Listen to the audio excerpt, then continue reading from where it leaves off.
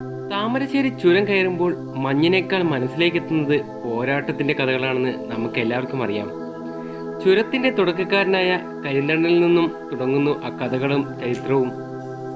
ഭംഗി മാത്രമല്ല വയനാടിനെ മുന്നോട്ട് വയ്ക്കാനുള്ളത്. ലോകത്തിന് മുന്നിൽ ശിലാലിഖിതങ്ങൾ കൊണ്ട് തലയുയർത്തി നിൽക്കുന്ന എടക്കൽ ഗുഹയും തകർച്ചയുടെ പര്യായങ്ങളായി മാറിയ ജൈനക്ഷേത്രങ്ങളും അത്തരത്തിലുള്ളവയാണ്. ഇതിൽ നിന്നെല്ലാം വ്യത്യസ്തമായി ഒരിടം നമുക്ക് സന്ദർശിക്കാം. അതാണ് മാവിലാന്തോട്. നിശബ്ദമായ കാടിനോട് ചേർന്ന് വച്ചു പിടിപ്പിച്ചതുപോലെ മനോഹരമായ പുൽത്തകടിയിൽ ഒരു സ്മാരകമുണ്ടവിടെ, വീരപഴശ്ശിയുടെ. പുൽപ്പള്ളിയിൽ നിന്ന് 8 കിലോമീറ്റർ ദൂരമുണ്ട് മാവിലാന്തോട്ടിലേക്ക്. മുൻപ് ഗൂഗിളിന് പോലും അജ്ഞാതമായിരുന്നു ഈ സ്ഥലം. അതിലൊരു കാര്യവുമുണ്ട്. കേരള കർണാടക അതിർത്തിയിൽ ബന്ദിപ്പൂർ കാട്ടിൻ്റെ ഇങ്ങേയറ്റത്താണ് സുന്ദരമായ ഈ വനഗ്രാമം. വണ്ടിക്കടവ് എന്ന് പറഞ്ഞാലേ സാധാരണക്കാർക്ക് അറിയൂ. ബ്രിട്ടീഷുകാർക്ക് എതിരെയുള്ള ഗറില്ല യുദ്ധങ്ങൾക്ക് ശേഷം പഴശ്ശിരാജ വിശ്രമിക്കാൻ വന്നിരുന്ന മാവിലാന്തോട്ടിലെ ആ ചെറിയ അരുവിക്കരയിലായിരുന്നു എന്നതാണ് ഐതിഹ്യം. ചുറ്റിലും കാടുമുള്ള പുൽമേട്ടിലെ വലിയൊരു മാവിൻ്റെ ചുവടായിരുന്നു അദ്ദേഹത്തിൻ്റെ വിശ്രമസ്ഥലം. ഇപ്പോഴും പേരെഴുതി വെച്ചിട്ടുണ്ട് ആ സ്ഥലം.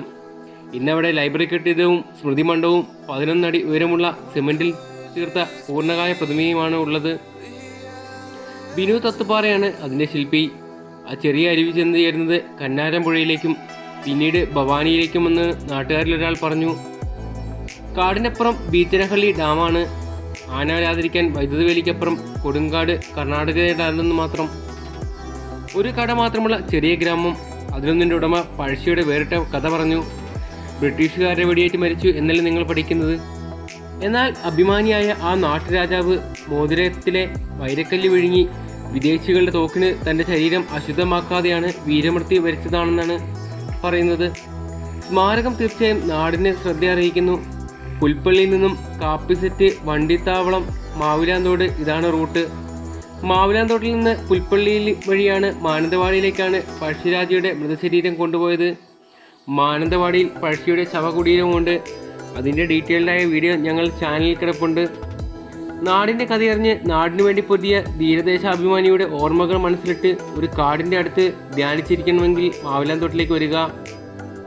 കോഴിക്കോട് നിന്ന് താമരശ്ശേരി, കൽപ്പറ്റ, പുൽപ്പള്ളി, മാവിലാന്തോട് വരെ 109 കിലോമീറ്ററാണ്. ബ്രിട്ടീഷ് വാഴ്ചയ്ക്കെതിരെ 1796 പോരാട്ടം തുടങ്ങിയ പഴശ്ശിരാജാവ് 1805 നവംബർ 30 ഇവിടെ വെച്ചാണ് മൃതിയടഞ്ഞത് എന്നാണ് അറിയപ്പെടുന്നത്. വയനാട് വന്യജീവി സങ്കേതത്തിലെ കുറിച്യാട് വനവും കർണാടകയിലെ ബന്ദിപ്പൂര് കടുവാ സങ്കേതത്തിൻ്റെ ഭാഗമായ ഗുണ്ടറക്കാടും അതിരുചേരുന്നതാണ് ഈ പ്രദേശം. വൈദേശികാധിപത്യത്തിനെതിരെ പോരാട്ടം നടത്തിയ കേരളവർമ്മ പഴശ്ശിരാജയുടെ മണ്ണ് അടുത്ത കാലത്താണ് വയനാടൻ ടൂറിസം ഭൂപടത്തിൽ ഇടം പിടിക്കാൻ തുടങ്ങിയത്. രാവിലെ 9 മുതൽ വൈകിട്ട് 5 വരെയാണ് വിനോദസഞ്ചാര കേന്ദ്രത്തിൽ പ്രവേശനം.